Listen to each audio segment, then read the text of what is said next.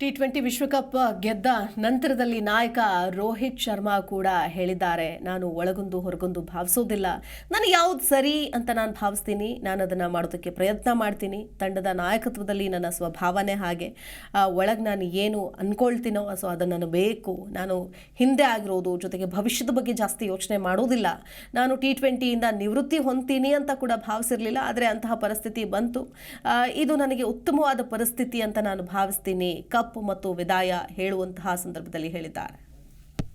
अभी I don't make decisions like this. मतलब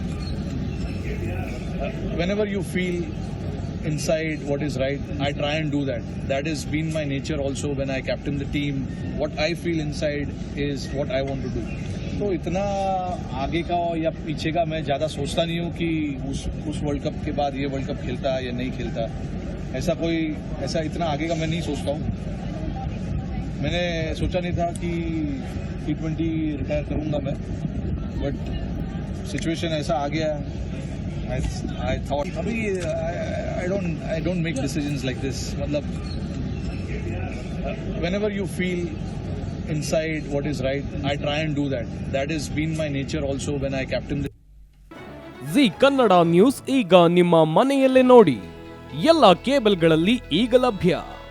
ಸನ್ Direct 292, Jio TV 1334, U digital 162, city cable 51, GTPL 17, Abhishek cables 821, Rockline telecommunication 51, Shri Basaveshwara number 60, Vinayaka digital number 53, in digital number 896ರಲ್ಲಿ. ನಿಮ್ಮಿಸ್ತದ Zee Kannada news ನೋಡಿ ಆನಂದಿಸಿ.